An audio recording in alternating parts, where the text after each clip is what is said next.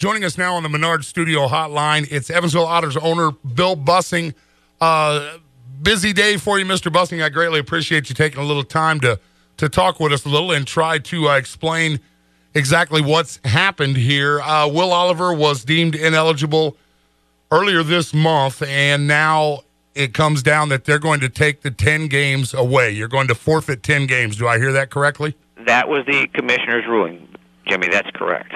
All right. So I guess where all the questions start is Pat Hickey broke this story for the Evansville Courier and Press. Mm-hmm. And from what he had said at the end of last season, the league basically informed you and the organization that Will Oliver would retain his experienced classification when he should have aged out of the league. First off, I guess let's explain this league. You can play to the age of 26. Is that correct? Well, actually 27.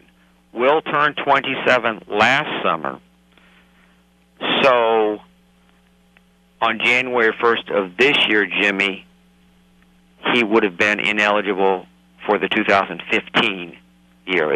It's always judged as of the first day of the year. So last year, 2014, on January 1st, 2014, he was only 26. So he could have played and did play for us last year. We signed him in August of 2014. So he finished the season with us and did very well.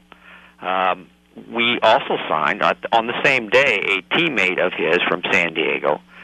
They were both playing semi-pro ball in California. A teammate whose birth date was 1990. Will's was 1987. And when we entered the data on the Frontier League website, we incorrectly transposed the birth dates. So both players were listed as being born in 1990.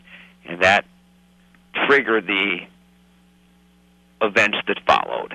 Okay, so let me get this straight then. When you entered the info on two guys that were brought in at the same time, right? You accidentally had put a birth date of 1990 for both guys. For both of them, that's correct. One was right, Will's was wrong. He was actually born in 1987.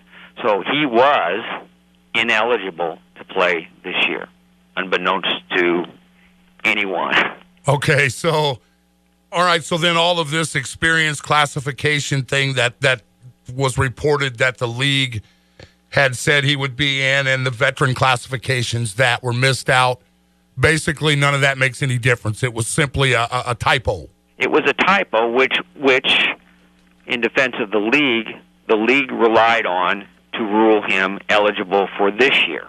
Okay, all right, now I get, all right, okay.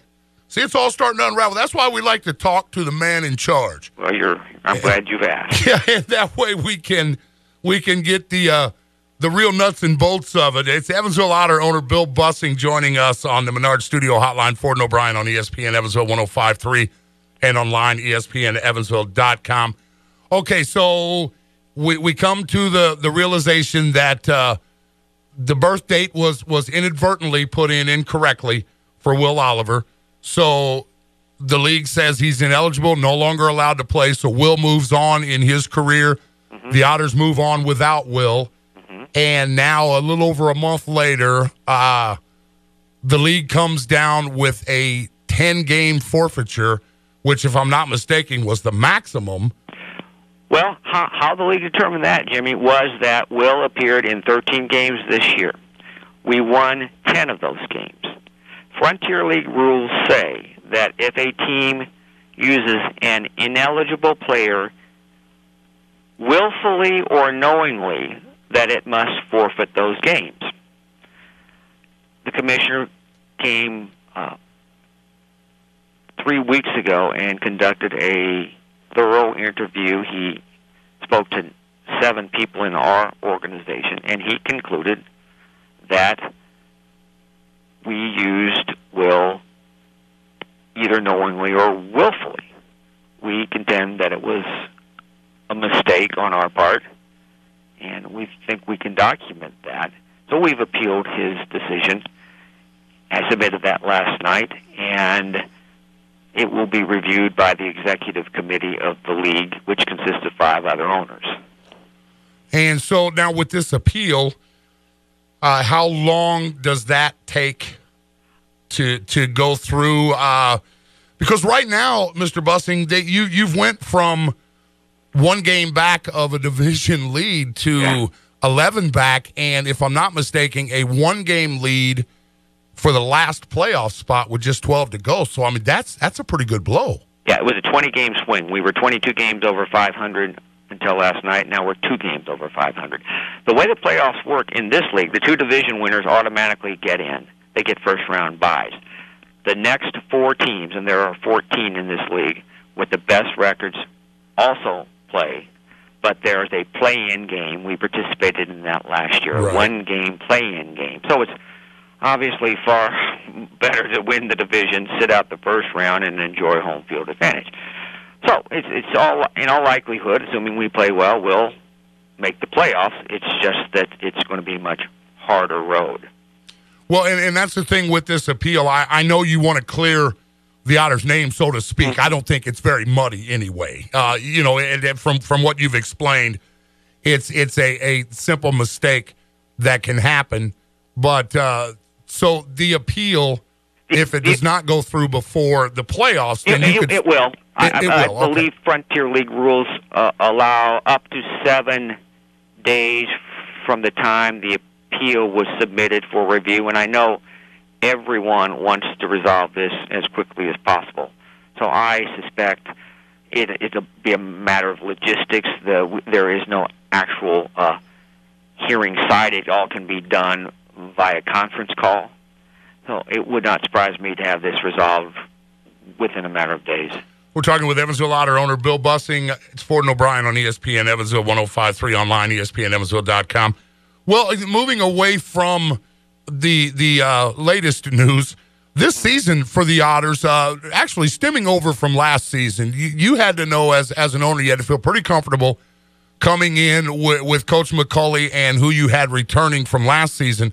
But this season has been a good one, I think, in the stands and on the field for the Otters, has it not? Jimmy, it has. Most of the guys from last year's team were back. We finished with the best record ever last year. We were 20 games over 500. I think we addressed some of our weaknesses in the off season.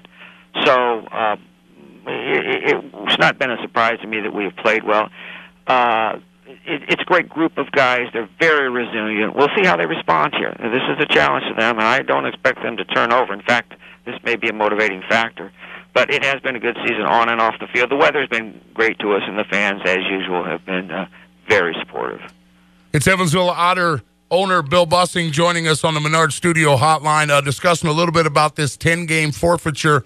As of now, at least, as Bill explained, they do have an appeal in, do the Otters. So we'll see how that works out. Again, I know your phone's blowing up and your emails and everything else, so I greatly appreciate you taking a little time with us. And hopefully this all works out for the better and we're playing some postseason baseball at Bosse Field. Good deal, Jimmy. Thanks for asking. Appreciate it.